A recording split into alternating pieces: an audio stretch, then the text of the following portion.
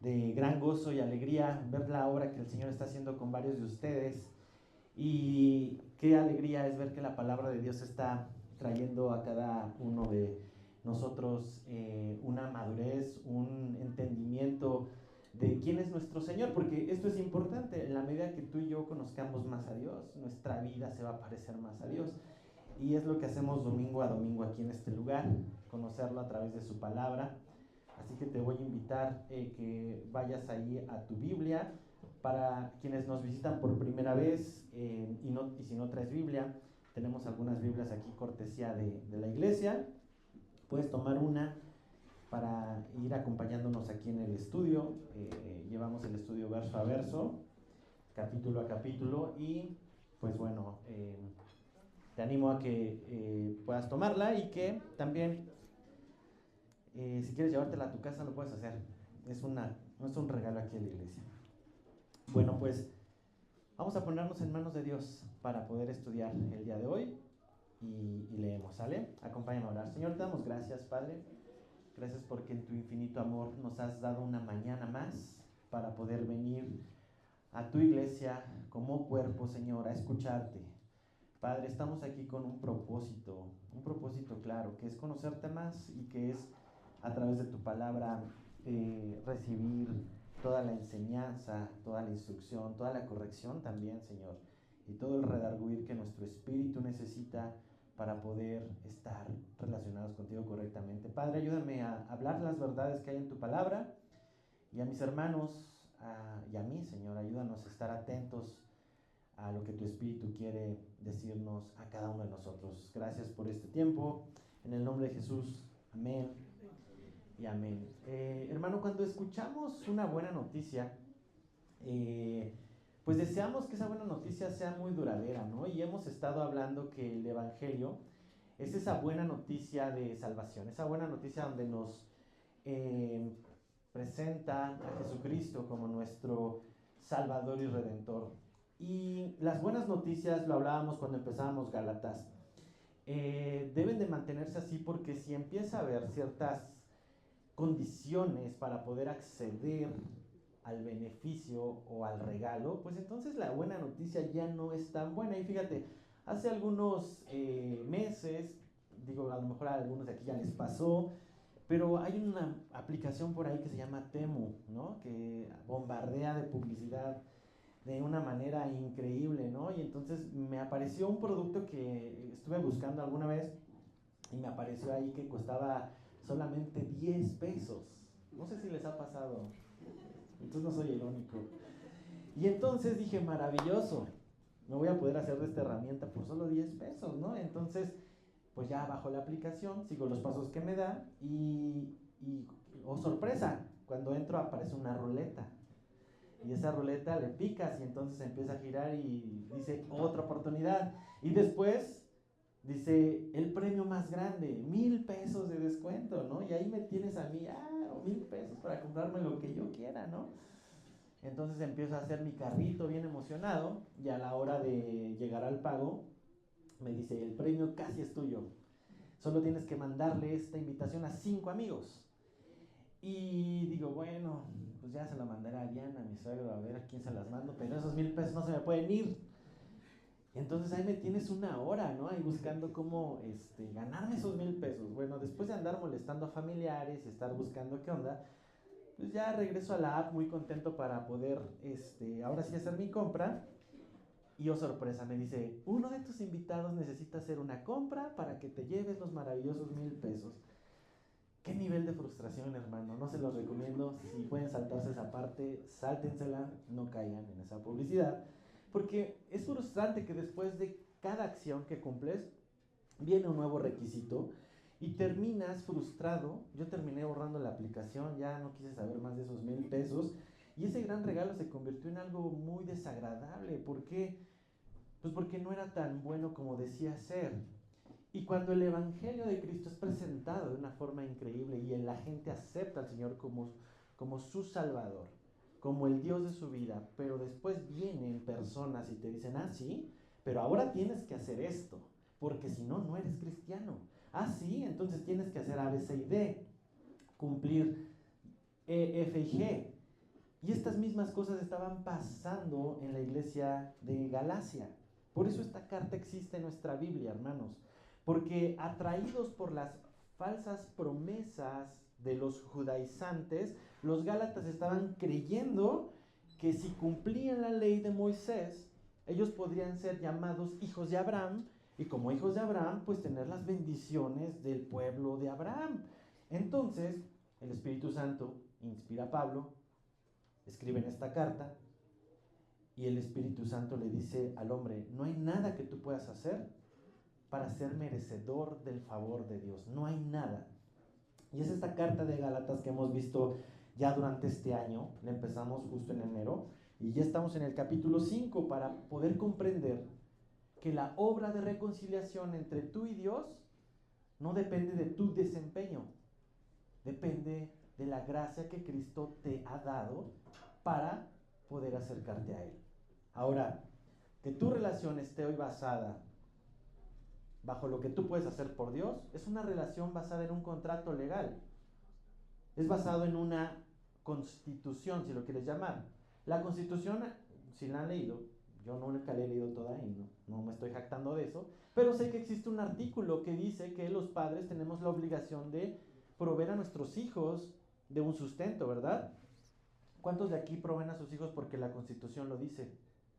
Pues nadie, ¿verdad? A lo mejor ni sabías que existe ese artículo, pero garantiza derechos de los niños. Lo hacemos por amor. Entonces, cuando alguien decide relacionarse con Dios por un contrato legal, es tan absurdo como querer amar a tus hijos solo porque la Constitución lo dice. Así que el Nuevo Testamento es consistente y enfático en el mismo principio. Dios te ha amado, y te ha amado por pura gracia, por el puro afecto de su gracia. Y entonces, que tú y yo podamos ser llamados hijos de Dios no depende de nuestro desempeño, sino de su gracia por medio de la fe. Y esto no de vosotros, pues es un don de Dios, no por obras, para que nadie se gloríe, ¿verdad? Esa es la buena noticia del Evangelio. No hay nada que tú puedas añadirle. Dios se acercó a los hombres a través de su Hijo para reconciliarlos y tener una relación correcta con Él. ¿Por qué sucedió así? Pues porque el hombre por su propio esfuerzo jamás iba a poder acercarse a Dios. No tenemos la capacidad, hermanos, de poder cumplir el estándar de perfección y santidad que se requiere para estar con Dios. Él es 3 veces santo. Y entonces la buena noticia cae aquí. Dios, por amor, viendo tu incapacidad y mi incapacidad, envió a su único Hijo, a su unigénito. ¿A dónde lo envió? Al mundo. ¿Para qué? Para que todo aquel que en Él, ¿qué pase? Esa es la buena noticia, hermanos. Este Hijo de Dios, este Jesús que tú y yo conocemos, que está entre nosotros, a través de su Espíritu, Juan 14:6, manifiesta una verdad increíble, diciendo: yo soy el camino y la verdad y la vida. Nadie viene al Padre si no es por mí. Entonces, si tú y yo creemos esto, hermanos, que Jesús es el único camino para estar cerca de Dios, ¿qué sentido tiene estar buscando fuera de Cristo un camino para venir a Dios? ¿Qué sentido tiene estar buscando cumplir requisitos de una ley judía o una ley de cierta iglesia o ciertos requisitos para presentarse justo delante de Dios? No tiene ningún sentido. Pablo va a dar un veredicto en esta porción que vamos a leer hoy bastante fuerte, que dice que todos aquellos que pretenden acercarse a Dios por sus propios esfuerzos están separados de Cristo y están fuera de la gracia de Dios. ¡Qué fuerte! Entonces vamos a ver lo que Gálatas 5, 1 al 10, lo vamos a leer hasta el 12, tiene que decirnos respecto a esto. Fíjate. Gracias.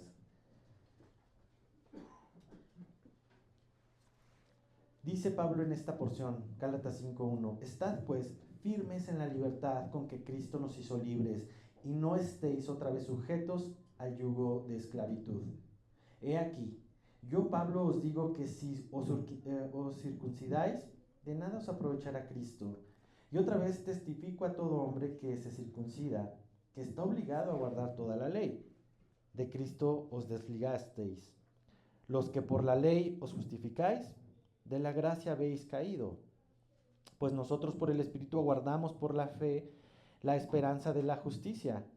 Porque en Cristo Jesús ni la circuncisión vale algo, ni la incircuncisión, sino la fe que obra por el amor.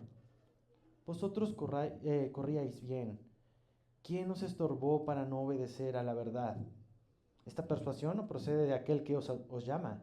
Un poco de levadura leuda toda la masa. Yo confío respecto de vosotros en el Señor, que no pensaréis de otro modo, mas el que os perturba llevará la sentencia, quien quiera que sea. Y yo, hermanos, si aún predico la circuncisión, ¿por qué padezco persecución todavía? En tal caso, se ha quitado el tropiezo de la cruz. Ojalá se mutilen los que os perturban. Porque vosotros, hermanos, a libertad fuisteis llamados, solamente que no uséis la libertad como ocasión para la carne, sino servíos por amor los unos a los otros. Hermanos, hay una realidad que tú y yo no debemos de negar. Nuestra carne es atraída a las obras. Es normal. Muchos cristianos hoy pueden estar creyendo que van a estar en el cielo, van a estar junto al Padre por cumplir ciertos requisitos, como bautizarse, como la comunión, como, en el caso de los cristianos, llevar gente a la iglesia, tomar un instituto bíblico, tener un ministerio, no sé, requisitos. Y algunos pueden decir, bueno, haber leído la Biblia al menos 100 veces en su vida, o una vez al año, o orar tantas horas, no sé. Aunque no son cosas malas lo que te estoy diciendo, la ley tampoco lo era. Lo malo está en la intención de por qué hacemos todo eso. Si la intención es porque pretendemos ganarnos el cielo con todas estas cosas, Pablo está siendo bastante claro en esto. Estás haciendo a un lado a Cristo. Ahora, la realidad es que cuando tú y yo estemos en el cielo, hermanos, nos vamos a sorprender seguramente de ver a muchos vestidos de ropas blancas en el trono de Dios, presentados como justos, simplemente por la fe, por creer en Jesús. Porque esta es una realidad, hermano. El cielo va a estar lleno no de personas perfectas, el cielo va a estar lleno de personas perdonadas. Y ese es el mensaje de la gracia, hermano. ¿Te imaginas? Vas a encontrarte gente como el ladrón de la cruz, que no hizo nada más que creer en el Señor. Y algunas personas van a decir, pero yo no fui tan malo como él. ¿Por qué estamos en el mismo lugar? Porque es por fe, no es por obras. Así que este mensaje de la gracia, déjame serte honesto, genera diferentes reacciones en las personas. Algunas reacciones son 3 que quiero enlistarte.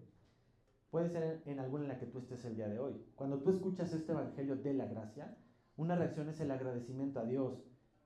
¿Por qué? Porque tienes una confianza de la obra completa en Cristo. Lo que Él ya hizo por ti. Y entonces, ¿qué sale de tu corazón? Agradecimiento. Pero otra reacción es la indignación. Aquellos hombres que piensan que entonces todo mi esfuerzo no vale de nada. Entonces no vale la pena que a las 4 de la mañana me levante a orar. Claro que sí vale la pena para ti, para tu comunión con Dios, pero no es un requisito para que Dios te acepte. Y entonces esta indignación viene porque no hay un reconocimiento a su esfuerzo, que es lo que le pasaba a los fariseos.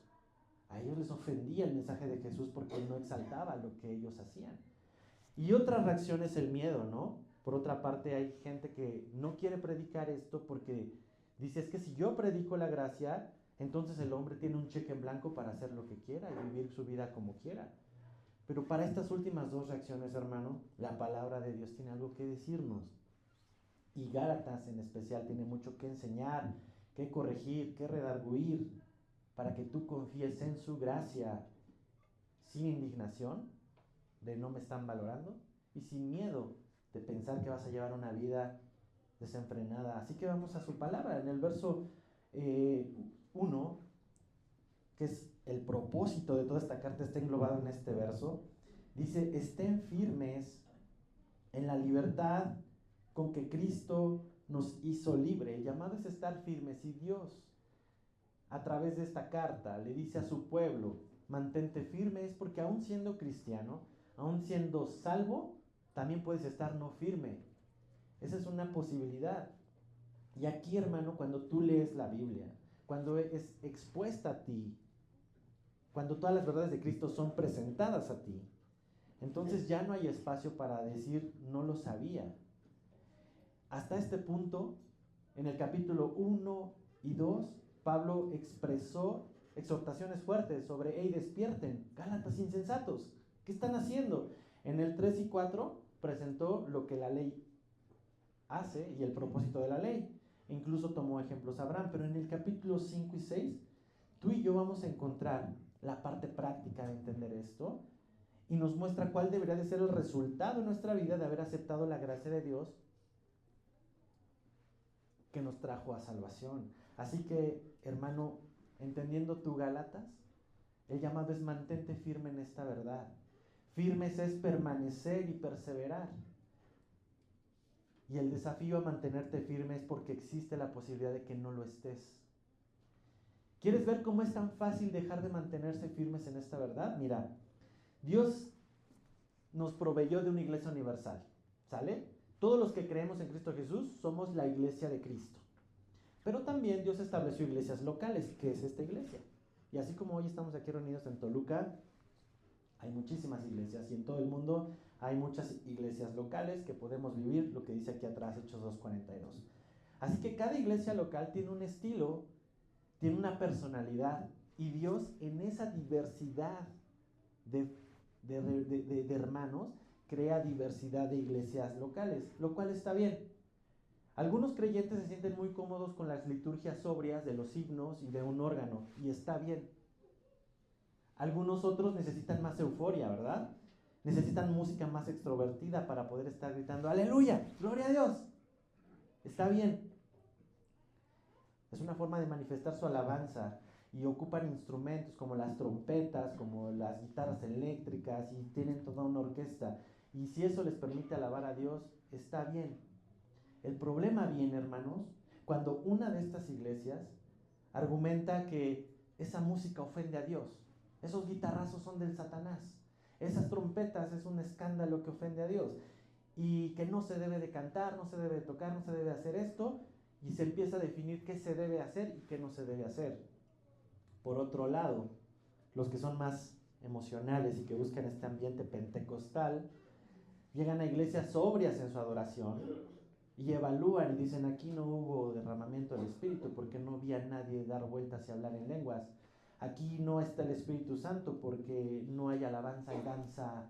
Y empiezan entonces a poner condiciones. Todos estos argumentos, hermanos, son muestras de que no se está permaneciendo firme en la doctrina de la gracia y que se está buscando o se está pretendiendo establecer un estándar de relación y comunión con Dios. Si tú eres feliz cantando y gritando y danzando, está bien. Si te gustan los himnos, también están bien. Debemos considerar, hermanos, que Cristo, mientras sea el centro de la adoración, estamos en el mismo equipo. Nosotros como Calvary, creo que no te tengo que decir mucho, te has dado cuenta cómo son nuestros servicios. Nosotros mantenemos una posición equilibrada.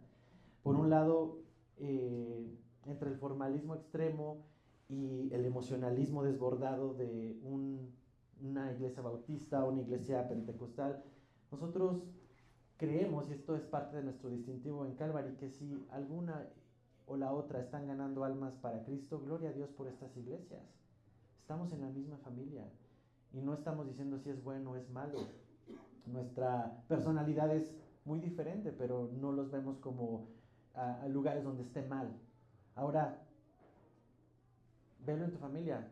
Mi hermano es diferente a mí. Giovanni es un futbolista, es un deportista y le encanta todo este rollo de los deportes. Yo solo juego Xbox si es un deporte. Pero tenemos los mismos papás. Y no significa que porque él no haga lo mismo que yo, él no es hijo de mi papá y de mi mamá. Somos diferentes, pero somos de la misma familia. Así que sería absurdo decirle que para que de verdad sea mi hermano, tiene que venirse a predicar aquí un domingo. Creo que hoy no vino, ¿verdad? Para que no se vaya. ¿Ah, sí está? Ay, ¿por qué se esconde ahí como el Homero? Ya lo vi, para atrás. sería absurdo, hermano, tratar de que mi hermano haga lo mismo que yo para decir, entonces sí es mi hermano. Y esto es lo que sucede cuando dejas de permanecer firme en la libertad que Cristo nos ha dado, estableciendo reglas o estándares solo porque a mí me funcionaron. Así que el llamado es: permanece firme en la libertad que Cristo te hizo libre. Y hay dos condiciones en las que el creyente puede estar: en libertad o en esclavitud. Y dice aquí en este mismo versículo: y no estéis otra vez sujetos al yugo de esclavitud. ¿Qué es esto? El yugo es este pedazo de madera, ¿verdad?, que le ponen a los animales para que puedan arar la tierra, y no tienen voluntad, solo sirven para arar. Pedro, acompáñame a Hechos 15, Hechos 15:10, no pierdas ahí Gálatas. Pedro hace referencia a este mismo simbolismo del yugo cuando los judíos creyentes estaban empezando a querer que los hermanos gentiles siguieran la tradición. Y Pedro dice un veredicto bastante interesante en Hechos 15, versículo 10. Dice: ahora pues, con una pregunta, ¿por qué tentáis a Dios, poniendo sobre la cerviz de los discípulos un yugo que ni nuestros padres ni nosotros hemos podido llevar? Lo más importante de esta declaración es que Pedro reconoce que ni ellos mismos, ni los judíos mismos han podido cumplir la ley. ¿Qué sentido tiene tratar de obligar al gentil a cumplir la ley? Y el versículo 11 dice: antes creemos que por la gracia del Señor Jesús seremos salvos de igual modo que ellos. La Nueva Biblia de las Américas lo dice así: creemos más bien que somos salvos por la gracia del Señor Jesús, de la misma manera que también los gentiles lo son. Así que, hermano, libertad en Cristo no significa tener un cheque en blanco para vivir como tú quieres. Eso más bien es un libertinaje. Libertad en Cristo es la evidencia de poder tener la capacidad aún de pecar y decidir no hacerlo. Y lo voy a repetir nuevamente. Libertad en Cristo no es la capacidad de hacer lo que tú quieras sin mayor cargo de conciencia. Eso es libertinaje, y eso hablaría de una esclavitud a un hábito. Libertad en Cristo es esa condición que, aún teniendo la capacidad de pecar, tienes la libertad de decidir: no lo voy a hacer. Y no es porque alguien te obligue a no hacerlo, sino porque eres libre para no seguir los deseos de tu carne. Esa es la libertad a la que Cristo nos ha llamado. Juan 8:36 dice que si el Hijo os libertare, verdaderamente seremos. Si nuestra libertad está en Cristo, verdaderamente somos libres, hermanos. Si tu libertad está en Cristo, eres el mismo cuando te ven y el mismo cuando nadie te ve. Esa es la libertad en la cual tú puedes experimentar. Tristemente existen casos, hermanos, de personas que aparentan ser tan consagrados a Dios, haciendo obras que los hombres vean y admiren, obras espirituales, y siendo incluso tan estrictos con los hermanos, que terminan siendo expuestos a pecados ocultos que estaban esclavizándolos. Porque eso es lo que provoca la ley, hermano. La ley provoca que el hombre viva solo bajo las apariencias externas. La apariencia exterior de una consagración, pero que nunca transforma el interior. Ya lo vimos anteriormente, la ley puede mostrar tu condición, pero jamás va a poder cambiar tu corazón. La ley solamente muestra lo malo que hay en ti. El legalista busca relacionarse con Dios a través de las cosas que son visibles, a través de las cosas que otros pueden aplaudir y decir: wow, este hermano sí es bien espiritual. El cristianismo trata de lo que Dios está haciendo en el interior. Quizás no lo ven los demás, pero tú sí lo ves. Lo que Dios está haciendo en ti realmente para relacionarte correctamente con Él. Al legalista le gusta esta parte de presumir lo que hace para Dios. Al cristiano le gusta presumir lo que Dios está haciendo en él. ¿Qué diferencia? El enfoque del legalista es hacer. El enfoque del cristiano verdadero es ser, simplemente ser. El legalista te dice, mírenme. El cristiano te dice, mira a Cristo. Si ves algo bueno en mí, no soy yo, sino Cristo en mí. Pablo sigue exhortando, versículo 2, y pide toda la atención de una manera interesante. He aquí, yo Pablo, véanme, os digo que si os circuncidáis, de nada os aprovechará Cristo. Y otra vez testifico a todo hombre que se circuncida, que está obligado a guardar toda la ley. De Cristo os desligasteis, los que por la ley os justificáis, de la gracia habéis caído. Pablo dice, pónganme atención porque hay mucho peligro aquí. Aceptar la ley como una manera de caminar con Dios es peligroso, porque cuando tú decides elegir el camino de la ley, en este caso circuncidándose, como era la tradición judía, esta acción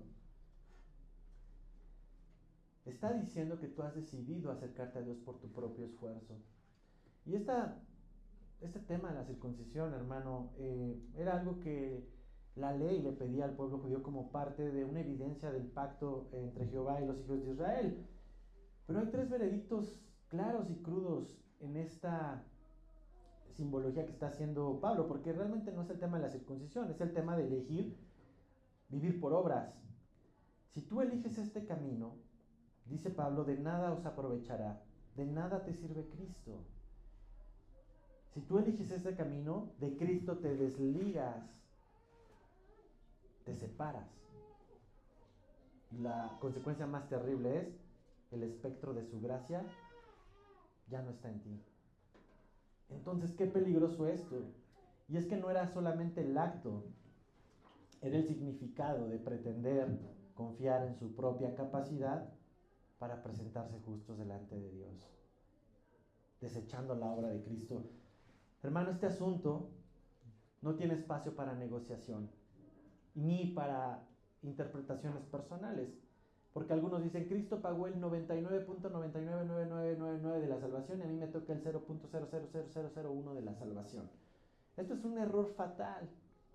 Pretender eso es desechar a Cristo completamente. La Nueva Traducción Viviente lo dice más crudo. Si dependen de la circuncisión para hacerse justos, entonces Cristo no les sirve de nada. Hermano, es necesario entender, Jesús es suficiente. Su obra en la cruz es suficiente. Cuando Él estaba clavado en esa cruz y dijo tetelestai, que significa consumado es, pagado en su totalidad, todo está cumplido, todo está cumplido. No les dijo, ahí les va la estafeta. Nos dijo, ahora a ustedes les toca meter el gol. Yo ya hice todo el partido, a ustedes les toca meter el gol. No, dijo, está cumplido, pagado en su totalidad. Pero si uno dice, es que no puede ser así, Alfredo, porque yo necesito aportarle algo a mi salvación, a mi justificación. Entonces dice Pablo, bueno, si quieres ese camino estás obligado a cumplir la ley por completo. Versículo 3. Todo hombre que se circuncida está obligado a guardar toda la ley, no solo los 10 mandamientos, los 613 mandamientos que en ella hay. Ahora si alguien decide, pero órale, me voy a lanzar por esos 613, y si te decides lanzar a los 40 años, pues déjame decirte que ya traes un saldo deudor, con un saldo mínimo a pagar para no generar intereses ya mejor pide la muerte, hermano, te conviene morir, la deuda es muy grande. Versículo 4 dice, de Cristo os desligasteis, los que por la ley os justificáis, de la gracia habéis caído. De Cristo te ha separado. Qué veredicto tan cruel, tan fuerte, pero tan necesario entender. Porque tú crees que por este camino yo puedo aportar y Jesús no es suficiente. Cuando esto sucede, la gracia que Dios ha dado a los hombres, pues no puede hacer nada por ti, hermano. Porque cuando tú eliges la ley y las obras, te alejas de su gracia también. ¿Qué podemos hacer separados de Cristo? Acompáñame a Juan 15:5. Es uno de los versos que más conoce la iglesia, pero que necesitamos entender claramente cuando la iglesia empieza a separarse de Cristo por sus obras. Y Juan 15, 5, 6, el Señor le dice a sus discípulos: yo soy la vid, vosotros los pámpanos.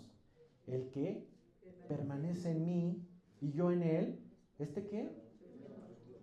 Lleva mucho fruto, porque separados de mí nada podéis hacer. Aquí no está hablando de que pierdes la salvación, hermano, ¿eh? Aquí está hablando de que el que está separado de él no puede llevar fruto. Si la salvación dependiera de que tú permanezcas en Cristo, pues entonces es una obra. Y volvemos al punto, depende de ti. No, aquí estamos hablando de permanecer para dar mucho fruto. Y estamos hablando de aquellos creyentes que son salvos, porque es por medio de la fe, pero que desechan la gracia para abrazar las obras y entonces se encuentran simulando frutos. Por eso vemos muchos creyentes legalistas que viven secos, que el fruto del amor no es visible en ellos, que por más que se esfuerzan, que por más de que intentan, no logran producir más que resequedad. ¿Por qué es esto? Es porque Jesús dice: el que no permanece en mí, ¿verdad? Mira, vamos a verlo en el versículo 6. El que en mí no permanece será echado fuera como pámpano y se secará. Y los recogen y los echan en el fuego y arden. No sirve para nada. Toda obra sin Cristo, hermano, es desechable. Así que, ¿qué sentido tiene estar haciendo a un lado a Cristo y desligarnos de Él? Versículo 6 de Gálatas dice: porque en Cristo Jesús ni la circuncisión vale por algo, ni la incircuncisión, sino la fe que obra por el amor. En Cristo cualquier obra humana no vale nada. Entonces, ¿para qué vivo piadosamente? Podrás preguntarte. ¿Qué sentido tiene vivir moralmente correcto? Pues para efectos de salvación no te sirve de nada. Y tú puedes decir: ¿qué está diciendo este hombre? ¿Qué está predicando este hombre? Hermano, da igual si te circuncidas o no te circuncidas, tomando esta alegoría del pacto. Da igual si eres judío, da igual si eres gentil. El veredicto de Romanos 3:23 es universal. Por cuanto todos pecaron, estamos destituidos de la gloria de Dios. No importa qué tan moralmente correcta fue tu vida. El pecado te separa de Dios. Lo sé, esto es ofensivo, porque puedes decir: oye, no me compares con aquel drogadicto y promiscuo ladrón. Yo no era tan malo. Bueno, ahí hay orgullo, el mismo orgullo que le impidió al fariseo acercarse a Cristo. Y es un pecado también. Entonces también necesitas a Cristo. Y el diagnóstico es claro, Romanos 3:23, no hay categorías. Pero cuando el hombre, tú y yo, confiamos en Jesús como Señor y Salvador, recibimos a su Espíritu, el Espíritu del Hijo. Entonces, recibimos a su Espíritu Santo y estamos en Cristo ahora, lo que nos dice Efesios preciosamente. Entonces tú pasas de un Romanos 3:23 a un Romanos 8:1, que dice: y ahora pues, ninguna condenación hay para los que están en Cristo. Esto es precioso, hermano. No hubo nada que tú tuvieras que hacer. No hay ninguna condenación para los que están en Cristo, no para los que venían obrando bien. Entonces, ¿las buenas obras no cuentan para nuestra salvación? No. Y aquí viene la parte medular que quiero que pongas mucha atención, hermano. Las buenas obras no son una condición para nuestra salvación. Las buenas obras son una consecuencia de nuestra salvación. En esta ecuación de la salvación, el orden de los factores sí altera el producto. Efesios 2:8, 9 y 10. Fíjate la ecuación. El primer factor es: porque por gracia sois salvos. Ese es el primer factor. Esto es por medio de la fe, es el segundo factor, lo cual es un regalo de Dios, es un don de Dios. Versículo 9 es el tercer factor de esta ecuación. No por obras, tache, para que nadie se gloríe. Entonces, gracia más fe. ¿Y cuál es el resultado? Versículo 10.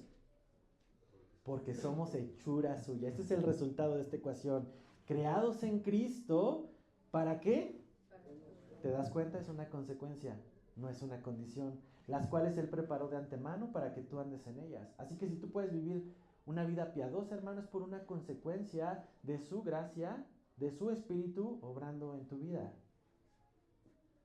Regresamos a Gálatas, versículo 7. Ustedes corrían bien. ¿Quién les estorbó para no obedecer la verdad? Esta verdad, que había sido enseñado por Pablo a todas las iglesias gentiles, la vemos en Efesios, lo vemos en Romanos, en todas las cartas escritas por Pablo, es consistente. Es por su gracia, hermano. Por pura gracia. Y Pablo aquí reconoce, iban corriendo muy bien la carrera. ¿Quién les estorbó para no obedecer la verdad? Ustedes corrían bien. Lo vimos unos capítulos anteriores. Habiendo comenzado por el Espíritu, ¿qué sentido tiene terminar en la carne? Y es que el cristianismo, hermano, no se trata de cómo empiezas, sino de cómo terminas. Eso es lo importante. Hicieron bien todo al principio. Fueron súper amables con Pablo. Los Gálatas fueron un pueblo que mostró desprendimiento de una manera increíble con el apóstol. Pero para este punto cuestionaban ya su autoridad. Cuestionaban ya quién era Pablo. Y Pablo pregunta, ¿quiénes estorbaron a que continuaran por este camino y fueron persuadidos a no seguir la verdad? Pablo claro que sabía quiénes eran, pero versículo 8 dice, esta persuasión no procede de aquel que os llama. Jesús jamás va a cambiarte las reglas como Temu. Jesús, su palabra es la misma ayer, hoy y siempre, hermano. Y esta persuasión definitivamente no venía de Dios, venía de los hombres. Curiosamente, cuando los hombres llegan con nuevas visiones, nuevas doctrinas, nuevas estrategias de vamos a hacer crecer a la iglesia, vamos a buscar el crecimiento de esta forma, casi siempre el común denominador son congregaciones que han hecho a un lado la palabra de Dios, que ya no enseñan la Biblia, que ahora enseñan estrategias humanas. He visto, en verdad, historias donde hasta el libro de hábitos atómicos ha sido ocupado para predicar los domingos. Ya no usan la Biblia como su fuente de sabiduría y de enseñanza. Entonces, estos hombres persuaden a la congregación con ideas humanas, con doctrinas, y entonces ya son las ideas del apóstol, las ideas del pastor, las estrategias del apóstol, los sueños del profeta, pero ya no es la escritura. Por eso en la Reforma protestante, Lutero, en uno de estos solas, está el solo escritura, hermano. No necesitamos nada más.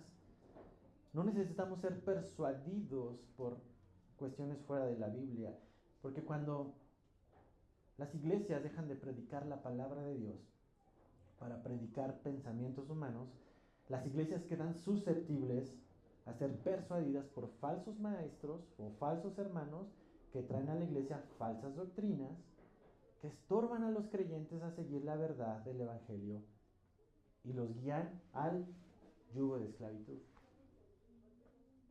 Me encanta porque el Salmo 119 siempre tiene algo que decirnos respecto a la palabra de Dios y no va a ser la excepción esta vez. Salmo 119, 44 y 45 dice mucho sobre la libertad por medio de la palabra. Dice, guardaré tu ley siempre, para siempre y eternamente. ¿Y andaré en qué? En libertad. En libertad, porque busqué tus mandamientos, hermano. La forma en la que tú y yo no seamos esclavizados a doctrinas de hombres es que guardemos su ley siempre, que perseveremos en la palabra de Dios. Hay mensajes que suenan muy bonitos. Hay hombres que hablan muy precioso. Hay hombres que, digo, yo soy un don nadie, ¿no? Ante estas elocuencias de muchos pastores. Pero hermanos, el día que que se deja de hablar la palabra de Dios, todo eso es basura para tu espíritu. Si tú quieres mantener tu libertad, busca escuchar siempre sus mandamientos, guarda su ley, y así vas a estar protegido de la persuasión de estos hombres, y así vas a poder estar firme, permanecer firme en la libertad en la cual Cristo nos ha liberado. La palabra de Dios es segura, hermanos, por eso la exponemos verso a verso, capítulo a capítulo, todos los domingos, porque es lo único que nos garantiza, hermano, que tú y yo podamos permanecer firmes en esta verdad, la verdad de la gracia. Versículo 9. Un poco de levadura leuda toda la masa. Es uno de los dichos que Pablo ha ocupado en otras cartas y es una advertencia bastante clara. La influencia corruptora del legalismo, por más pequeña y sutil que sea, infla toda la masa y la echa a perder. Cualquier doctrina que disminuya a Jesús como el centro del evangelio es como esa levadura que fermenta toda la masa y un poco pronto corrompe todo. Es interesante que esta misma metáfora Pablo la ocupa en 1 Corintios 5, 5 y 6. No vamos a ir allá por tiempo, pero es la historia donde la iglesia toleraba un pecado de inmoralidad bastante fuerte, una persona estando con la esposa de su padre, y ahí está en esa parte de Corintios, y habla de esto, ¿por qué toleran estos pecados? Y dice la misma frase, un poco de levadura leuda toda la masa. Tolerar este tipo de enseñanzas es tan grave, hermanos, como tolerar un pecado de inmoralidad sexual en la iglesia.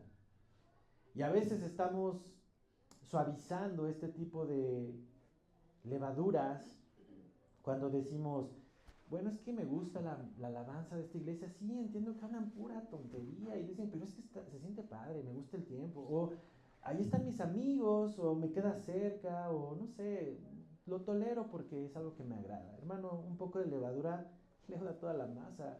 Y aceptar doctrinas de hombres que están fuera de la palabra de Dios terminará contaminándote.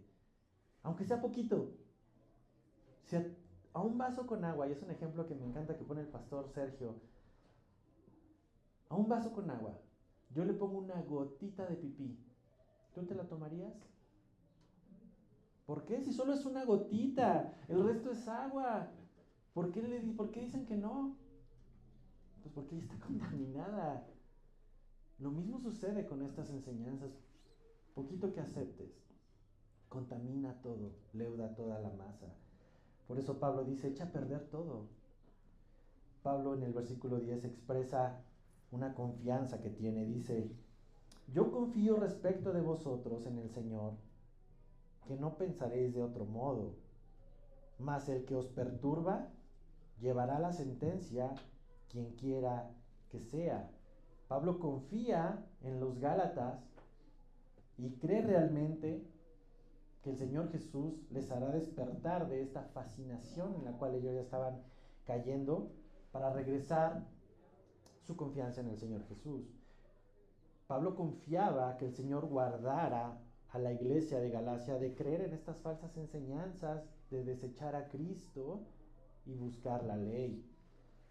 Pero Pablo no solo se preocupaba, Pablo se ocupó trayendo estas verdades de la justificación a través de esta carta. Y termina confiando que al leer esta carta ellos pudieran regresar a Cristo. Y aunque te digo, quizás Pablo sí sabía los nombres de quienes estaban contaminando a los hermanos, porque en algunos pasajes menciona que eran amigos de Santiago o conocidos de Santiago.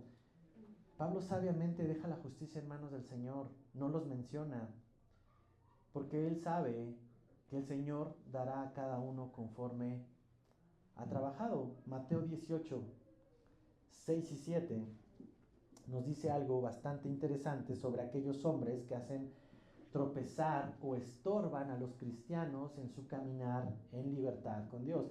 Eso le toca a Dios. Tú y yo seguramente tenemos muchos nombres de personas ahí que predican tontería y media sobre cosas donde Cristo ya no es el centro, pero déjale la justicia a Dios. No somos un cazaherejes, hermano, tampoco nos ha llamado Dios a eso. La justicia de Dios en Mateo 18, 6 y 7 dice así: cualquiera que haga tropezar a alguno de estos pequeños que creen en mí, mejor le fuera que se le colgase al cuello una piedra de molino de asno, que se le hundiese en lo profundo del mar. Versículo 7. Ay del mundo por los tropiezos, porque es necesario que vengan tropiezos, pero ay de aquel hombre por quien viene el tropiezo. Estos hombres que hacían tropezar a la iglesia, difamando incluso al apóstol Pablo, cuestionando su autoridad, poniendo en duda su credibilidad. Estos hermanos en el versículo 11, estaban levantando también falso testimonio en la vida de Pablo, porque fíjate que dice en Gálatas 5:11, y yo, hermanos, si aún predico la circuncisión, porque estos hombres seguramente decían, pero si Pablo es igual, Pablo, judío, fariseo de fariseos, predica la importancia de guardar la ley. Pablo aclara y dice, a ver hermanos, si yo aún predicara esto, si yo aún predicara sobre la circuncisión, ¿por qué padezco persecución? ¿Por qué todavía me persiguen? En tal caso, pues ya no les soy un tropiezo con el mensaje de la cruz. Incluso estos hombres desestiman las autoridades que Dios ha puesto, los maestros que Dios ha puesto para poder justificar sus doctrinas. Y bueno, este rumor, si hubiera sido cierto, no habría por qué Pablo estar perseguido por la misma iglesia y siendo desechado por la misma iglesia. Y Pablo dice algo bien cierto: en todo caso, se ha quitado el tropiezo de la cruz. En todo caso, la cruz ya no les ofendería, porque la cruz siempre ha ofendido al legalista, a aquel que quiere buscar a Dios por su esfuerzo. La cruz ofende al hombre, hermano, porque declara, no puedes salvarte por ti mismo, debes morir. No tienes absolutamente ninguna esperanza.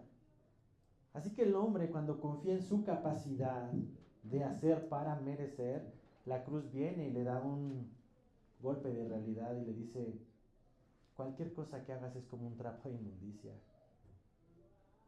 Por eso los legalistas judíos se sentían tan ofendidos con el mensaje de Cristo y el mensaje de la cruz, y anulaban su mensaje, ¿verdad?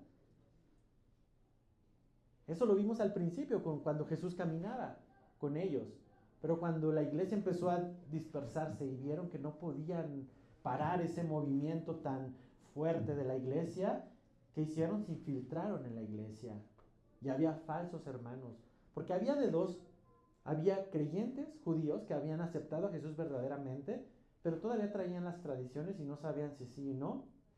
Pero por otro lado, había falsos hermanos que se habían infiltrado para estar inyectando estas doctrinas. Pablo concluye fuertemente en el versículo 12 con una expresión que incluso las letras quizás no alcanzan a expresar lo que Pablo sentía en el corazón. Dice, ojalá se mutilen los que os perturban. Ojalá que no solamente se circunciden, se quiten todo, incluso llegar a la castración.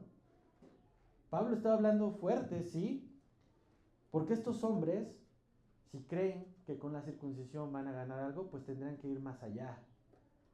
Literalmente está diciendo, deberían de quitarse todo y no causar problemas. Hermano, es una porción que Pablo es rudo en lo que escribe. No ha sido suavecito en los capítulos anteriores tampoco, pero permite a la iglesia considerar que el legalismo no es poca cosa, no es algo que deberíamos de aceptar y minimizar, porque el legalismo quita la libertad del creyente y lo esclaviza. Por eso Pablo tiene que ser rudo. Pablo nos ha dejado ver que el legalismo hace que Jesús y su obra no tengan provecho para nosotros. Porque nos pone bajo una obligación de cumplir entonces toda la ley. El legalismo también viola la obra del Espíritu Santo que está haciendo en cada creyente. ¿Por qué? Porque nos enfocamos en cosas irrelevantes, hermanos. Cosas que nos impiden correr la carrera que Jesús puso ante nosotros. Y a mí me da tristeza cuando llegan nuevos creyentes. Gracias a Dios aquí muchos han venido a la fe, han nacido de nuevo, ¿verdad? Y doy gracias a Dios porque esta iglesia nos ha guardado de este legalismo.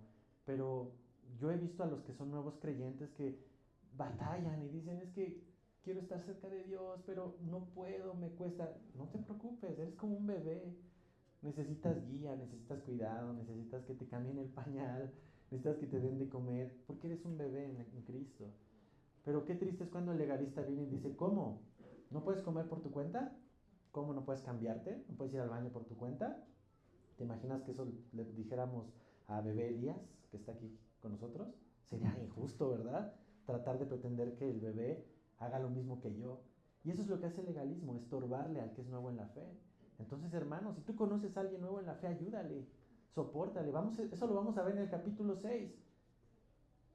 Pero el legalismo viola la obra del Espíritu Santo minimizándola, porque el nuevo no hace lo que él ya hace, entonces eres inferior a mí. Eso es una invalidez de la obra que el Señor hace en cada uno. El legalismo no es una enseñanza de Jesús. Y un poco de humanismo o de esfuerzo humano infecta a toda la iglesia. Guardémonos de eso, permanezcamos firmes. Y más, porque quienes promueven esto enfrentarán un juicio que acabamos de ver en Mateo, sin importar quiénes sean, incluso pastores, incluso personas que se llamen apóstoles, personas que tengan liderazgos. Todos estamos sujetos a este veredicto. Y finalmente, hermano, el legalismo intenta quitar algo de gloria de la cruz para ponérsela al hombre. Hermano, Jesús es suficiente. Jesús es suficiente para reconciliarte con Dios. Las buenas obras que Él ya ha preparado de antemano para ti, tú las vas a vivir por la mera gracia de Dios, no porque tú te esfuerces en ello. Así que si tú crees que estás en Él, seguro en Él, vas a poder mantenerte en su espectro de gracia y la gracia te va a transformar, la gracia te va a llevar a lugares donde tú humanamente no puedes ir. Y deja terminar con esta alegoría y le voy a pedir a Grace que me ayude. Vamos a cantar un canto. Y quiero que esta alegoría te ayude a poder comprender esta verdad de la suficiencia de Jesús para nuestra libertad, de la importancia de permanecer firmes en lo que hemos creído, en la buena noticia, no dejar que nos pongan condiciones. El Espíritu Santo va a traer las consecuencias de tu salvación con obras, pero jamás aceptes condiciones de personas que a veces ni te conocen. Pretender estar reconciliados y estar cerca de Dios, fuera de la gracia y con esfuerzos propios, cumpliendo la ley o pretender cumplir la ley, es como un hombre que decide escalar el monte más alto de esta tierra, que es, ¿cuál? El monte Everest, ¿verdad? ¿Cuántos kilómetros tiene? No sé. No tengo idea, pero es el monte más alto de esta tierra. Y este hombre decide, por su esfuerzo, llegar a la cima del monte Everest. Tiene una muy buena intención, tiene una muy buena motivación, quiere desafiar algo que muchos hombres no pueden lograr. Pero aquí hay un tema. Este hombre está lisiado, está postrado en una silla de ruedas. Pero aún así decide emprender el viaje y hacerlo por su propia cuenta. Su naturaleza le grita que hay una barrera que le imposibilita poder cumplir esa misión. Su cuerpo le dice que no es posible llegar a la cima solamente con tener la motivación y la intención correcta. Pero bueno, el simple hecho de querer intentarlo ya lo pone en peligro. Un hombre en silla de ruedas tratando de subir al Monte Everest. Y bueno, toma acción. toma un tren, toma un transporte, llega a la montaña, llega a las faldas de la montaña y comienza la travesía. No han pasado ni 10 minutos y la realidad pues empieza a ser clara. Tu intención no es suficiente. Estás paralítico, no puedes subir esta montaña. No tienes la capacidad ni siquiera de subir 10 metros, le dice la montaña y su biología. Este hombre tiene 2 caminos por seguir. Número 1, regresar a casa y jactarse de haber subido el monte Everest por el simple hecho de haber estado ahí. Bueno, no lo subí todo, pero subí 5 metros. Así es el hombre legalista, hermano, que se jacta de por cumplir una porción de la ley ha logrado acercarse a Dios. Por otro lado, este hombre puede reconocer que por su cuenta es imposible. Y al reconocer que no puede llegar a la cima por su propio esfuerzo, necesita ayuda de alguien o de algo que lo lleve verdaderamente a la cima de esta montaña. Y ese poder superior puede ser un helicóptero que lo tome en la tierra y lo lleve a la cima. Y entonces con un helicóptero este hombre podría realmente estar en la cima de la montaña Everest, ¿verdad? Este helicóptero es la gracia de Dios. La gracia de Dios te toma y te lleva a un lugar donde tú humanamente no podrías llegar. Y en ese helicóptero va Jesucristo. El piloto de ese helicóptero es Cristo, diciendo: hey, yo soy el camino, yo soy la verdad, yo soy la vida, y nadie te lleva al Padre, nadie viene al Padre si no es por mí. Hermano, Jesús es suficiente. Jesús es suficiente para ti y su gracia nos basta para llevarnos a Dios. Vamos a entonar este canto y al final elevo una oración para cerrar este estudio. Y medita en esta letra que vamos a cantar, que es una oración y es una declaración de lo que Jesús es para nosotros.